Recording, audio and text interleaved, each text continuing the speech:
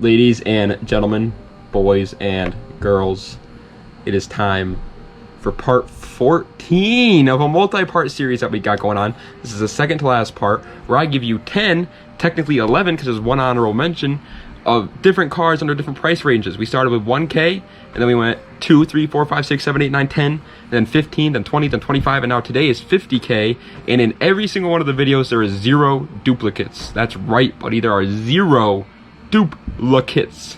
In the next video, at the end of the series, I'm going to put them all into a playlist if you guys want to watch every single one of them. But yeah, let's get right into the... Oh, before we get into the video, if you want to support the channel any more than you already are, head on over to www.smoothstance.com/shop. Pick yourself up a hat, some shirts, or some shorts maybe. You know, it's getting to be winter. You want shorts nowadays, all right? Let's get right into the video. Okay, so coming in at the number 10 spot is going to be a bit of an underrated sports car, if you will. It's the BMW M2. This thing. I feel like you either love it or hate it. There's absolutely no in between. But for those who love it, it comes with a 3-liter twin turbocharged inline 6, making 405 horsepower, and it was rear wheel drive. And that power is by no means like great for under 50K, but it's what comes with the car that makes it so great. Like, yeah, it's not the fastest car we're going to see on this list, but it's very light, especially for a BMW. It has a very short wheelbase as well, and it still has all the wonderful BMW bells and whistles that make them so gosh darn great. I freaking love BMWs. I want to put that out there. I want to make it clear to the world. I want to scream it at the top of my lungs. BMW is such a cool brand. Number 9 large is going to be from the wonderful land of America. It's the wonderful Dodge Charger R/T. That stands for really tight.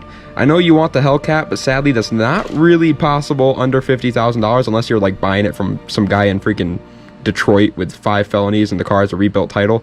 Either way, this thing is a monster. It comes with a 5.7 liter V8, making a nice 370 horsepower, and it was rear wheel drive. And once again, those power numbers are pretty low, yes, but you can mod these things to have some just absolutely insane power. It is a freaking Hemi V8 after all, and as we all know, Hemis can make ridiculous power. We see Hellcat or Chargers all the time making stupid power. It can happen. Number 8 is now from the land of Japan. We are just freaking traveling the globe today, folks. And it is the wonderful Acura NSX NA1. Yes, it is still possible to find an NSX under $50,000, but I have to say it will most likely be an automatic, maybe even rebuilt title, and it's probably not going to be in great condition. Either way, though, it comes with a 3.2 liter V6 making 290 horsepower, and it was rear wheel drive, but that doesn't mean that it's that great of a car for drifting, because guess what? It's mid-engined. That's right. All right. It's mid-engined. And yes, that power may not be great for today's standards, but I think the looks, the fact that it was mid-engined, and the great investment that this car is absolutely makes up for it. Plus, they most certainly are very fast cars to drive. They were very successful in motorsport, and for good reason. They handle very nicely. So sure, they don't have this most insane amounts of horsepower, but taking it to the twisties, you're going to have yourself a blast. Next up is another Japanese car that some people are actually calling German, because, well, you already know why. It's the wonderful Toyota Supra Mark V. Yes, you can find these under $50,000 already, and pretty easily too, which is very good because that's exactly how much they're worth. And as we all know, they come with a BMW engine. It's a 3-liter turbocharged inline 6, making a very nice 382 horsepower, and it was rear wheel drive. Plus, that engine is a very good motor to build. Almost any BMW engine is very good for making some decent power, and this one is absolutely no exception. You see people all the time with simple bolt-ons and a tune, and they get up to close to 500 to 600 horsepower, and it's a very light car too compared to today's cars. So you're really gonna feel all that power in your man parts, if you know what I'm saying. They're very good motors to make some very good power on. Number 6 is going to be the Alfa Romeo. No, it's not Romeo, you weirdo. Giulia Quadrifoglio. I hope I pronounced that right. It's one of the most underrated cars to come from Europe in a very, very long time. These things are so sick. Do not sleep on them. Just because everybody doesn't talk about them doesn't mean they're not cool. These puppies come with a 2.9 liter twin turbo V6. I know, right? That's a very odd displacement number. I thought the same thing when I first heard it. But that manages to push out an insane 505 horsepower to the rear wheels. This car is literally like a technical marvel nowadays, and people are just like, you know what? I think I'll buy a Mustang GT. It just makes no sense to me. Like, if you want to have a baller looking car that can put down some insane power when you want it to, get the Giulia. It literally looks like you're like some James Bond villain in this car.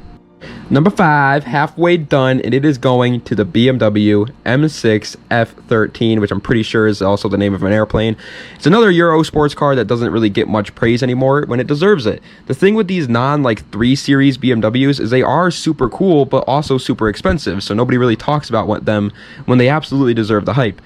This one comes with a ridiculous 4.4 liter twin turbocharged V8, making a massive 553 horsepower, and it was rear wheel drive as well, so fun can still be had. I mean, come on, bro, what more do you want in a car under $50,000? That's like insanely quick, you guys. All right, plus the interior on these are absolutely amazing as well. They just really make you feel like you're in a spaceship. A lot of German car brands are really good at doing that. Mercedes, Audi, Volkswagen, BMW, their interiors are almost always off the wall, and it's no exception with the M6 F13. Number 4 is going to the Aston Martin DBS. This is an actual supercar that you can find under $50,000 nowadays, but most likely that deal isn't going to last for very long. This luxury supercar comes with a 5.9 liter V12. Yes, you heard me right. It has a V12, and that V12 makes 540 horsepower, and it was rear wheel drive as well, and looks just absolutely spectacular. Gorgeous. Now, I want to be the first to say it's going to be very hard to find these under $50,000, as they are just such good cars. But if you spend like a very, very long time looking, and you be very patient, you check in every single day on every website, you will be able to find a convertible one that's going to be under $50,000. And once you do, you have a beautiful British masterpiece with 540 horsepower going to the rear wheels. Third place for today, however, the bronze medal is going to go to the sexy-ass Nissan Skyline GT-R R32. I know you negative Nancys are already typing your comments saying they're overrated, and I agree with you, but hear me out, all right? It comes with a very, very nice, respectable motor, a 2.6 liter twin turbocharged inline 6, making a nice 276 horsepower, but that's just due to the gentleman's agreement, so most likely it actually makes more than that, and they most definitely can make more than that once you start to mod them too. They also look incredible, are only going up in value, they have huge aftermarket support, they handle like an absolute dream, especially for the 90s. So yes, they are overpriced, yes, they are overrated, but they are still a very good purchase, since as long as you don't crash it, you're actually going to be able to make money on this car in the long run, since they just keep appreciating in value, and they're never going to stop. Second place, the wonderful silver of medals, is going to go to the sexy Chevy Corvette C7 base model.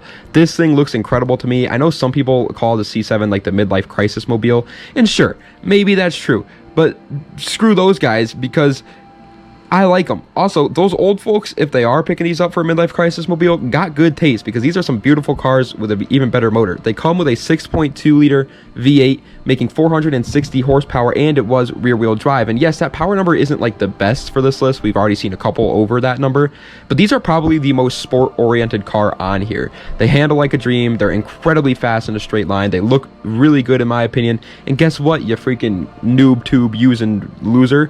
They are incredible for making power on, since they have that wonderful GM motoring behind it. It's just a great combo. There's no hiding the fact that a Corvette's a great purchase. The honorable mention for today, we are bringing it back to the classics with the good old first generation Camaro SS, my dad's favorite car, actually. Fun fact. Now, obviously, these don't hold up today in terms of today's competition, but they are just an absolute cult classic, and there's really nothing else out there like it. They come with a 5 liter V8 making 300 horsepower, and it was rear wheel drive. And yes, that is right, pal. They made 300 horsepower back in the 1960s. That's really good. And trust me, with some simple mods on this car, they can make well over 300 horsepower. First place, however, is going to be one of the most underrated cars in the world, in my opinion. It is the Porsche Cayman 718. Listen, people, Porsche does not only make the 911 or the Carrera, okay? They make an entry-level sports car too, and it's called the freaking Cayman, and it's amazing. This one comes with a 4 liter flat 6, kind of weird, that manages to push out 394 horsepower, and it was rear wheel drive and actually mid-engined, whereas the 911s that everybody talks about are actually usually rear engine, which actually helps a lot in giving this car a better center of gravity, making it handle even better than the 911s. I know it makes no sense, but they are an ultimate track monster that still look absolutely amazing and have that wonderful Porsche badge on it. They start brand new at right around $63,000, which alone, that is an amazing deal for a brand new Porsche that can handle better than like 90% of the cars out there. For 63K, that's a great idea, but there are many used ones that are way under 63,000. So pick up a Porsche Cayman. These cars are so underrated. But ladies and gentlemen, that is the end of today's video. I hope you enjoyed. If you did, please be sure to what's that what do you do on YouTube? You like the video, subscribe to the channel, and comment down below to help the algorithm out. Thank you guys. You guys always leave comments that just like Notification Squad. It means a lot to me. You guys are goats. Also, the series is coming to an end. Next time is going to be the 100K list, and then that's going to be it. We are still going to do budget car videos. It's just not going to be this series. And once again, we are going to do this series once every year to update you guys on the price. It'll most likely be towards the end of the year, like I'm doing now. That way, you can just get caught up towards the end of the year, know what to expect for next year, all that good mumbo jumbo. But tomorrow is going to be a video on just like my life. I'm trying to pick up a car soon. I want to talk to you guys about the car that I'm trying to pick up and explain to you guys why I want it, and explain and see if you guys have any better options and stuff like that. But anyway, guys, thank you so much for watching. See you tomorrow. Das Vidania. Have a nice night.